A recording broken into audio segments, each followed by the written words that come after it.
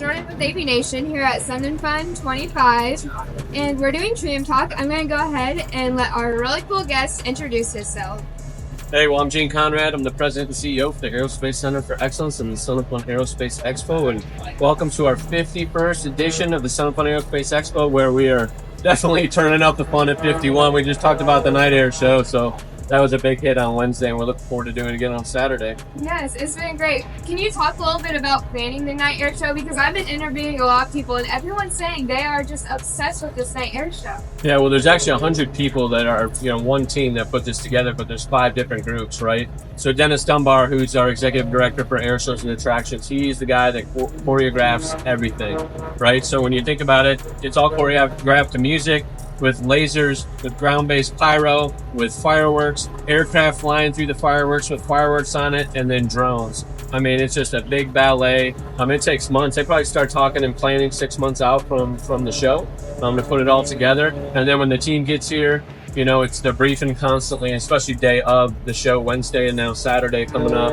But it's a lot of work by a lot of cool people who want to put on a great show for our guests and also inspire the next generation. I mean, there's so many elements of aviation, and just science inside that event. It gets everybody excited, gets me excited just talking about it, putting it on every year. For sure. And I also love watching it because, like you said, all the different elements, because there's drones, there's the aerobatics, and so I think people can watch that and see there's other pathways you can take. Absolutely. For sure.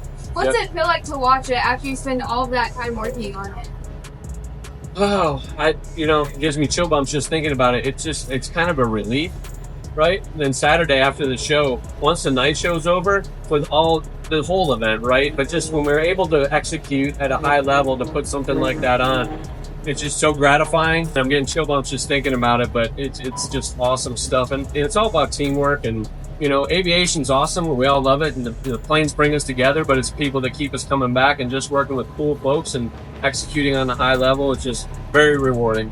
For sure. And you guys are so good at being very welcoming. How do you guys keep being so welcoming year after year? You guys are always having smiles on your faces. Yep. All the staff are so amazing. Yeah, well, it's sun and fun. It's not sun and miserable, right? So we're here to have a good time.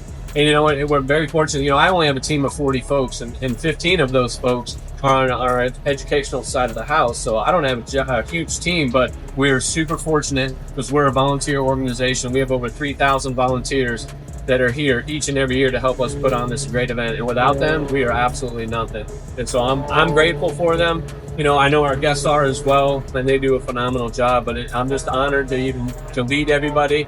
But they're all passionate about this, and they eat, live, sleep, breathe this stuff, and they put their heart and souls into it. So I'm just grateful for that. For sure, and that definitely shows through. I do have to say, SUNnFUN 51 is great.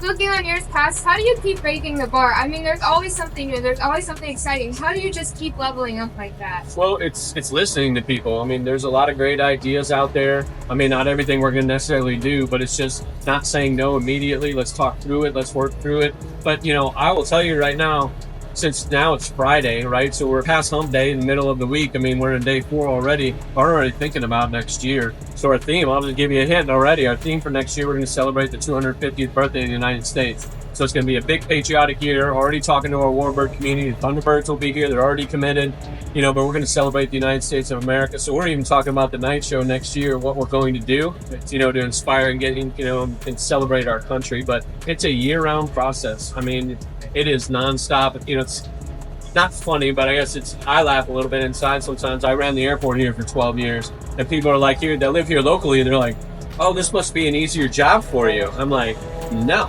Because operating a business, you get to do it every single day, and you're tweaking, you're refining, and doing all that. But to unpack this thing, lay it all out, operate, and then put it all back in a box and go home, it is very, very hard. So I know we may upset some people sometimes, or someone's not necessarily nice. I mean, we all want to be nice, but sometimes people are stressed out or get frustrated, or it's hot. But we try. We're not perfect, but we put in perfect effort. We try really, really hard. But it is not easy to unpack this thing, operate it, and put it back. So, but again, kudos to our 3,000 volunteers. For sure. And with all that hard work, I'm sure there's ups and downs. What's one big thing you've really learned since being in this position?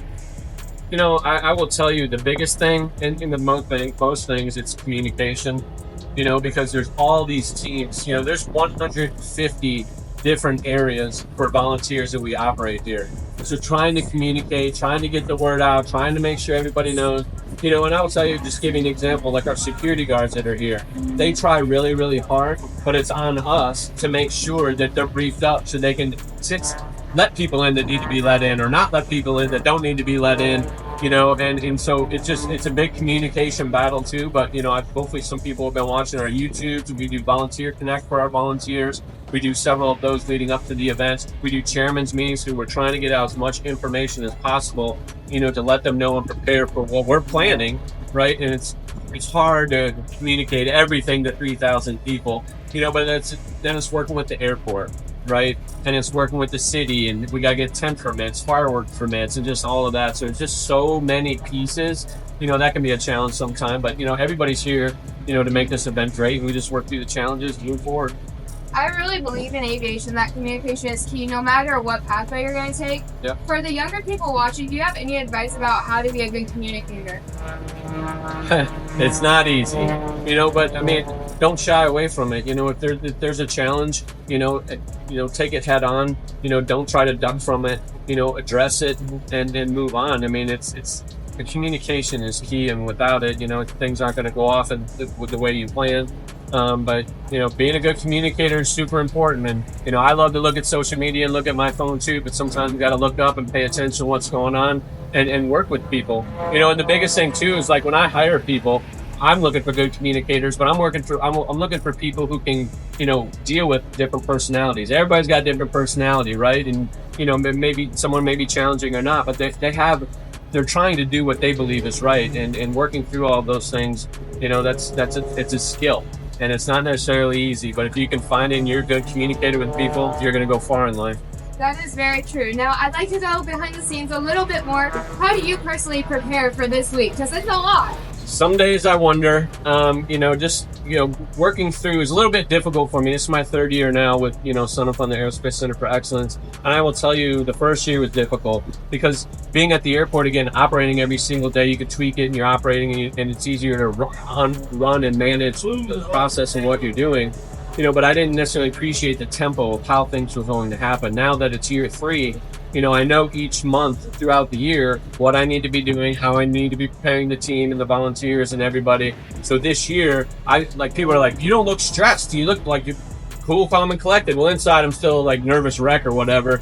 But I feel better about where we are and appreciating the tempo and where we need to be again on the various months. And that's planning. Best laid plans sometimes don't work, but having that plan, and you just got to deviate, be flexible. It helps, but I feel better with the tempo and the pace of where we're at and how I deal with it, right? Sometimes you can get all balled up and nervous and whatnot, but sometimes you just got to relax a little bit and let things happen.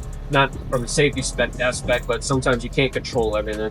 For sure. And I know this is kind of hard to decide because, again, you're so immersed, but do you have a highlight so far this week that is really sticking out to you? I will tell you, when we opened the show today, there was a young lady that sang the national anthem, and I don't know if y'all got to hear it, but it was the most amazing national anthem I've ever heard in my life. It was just awesome.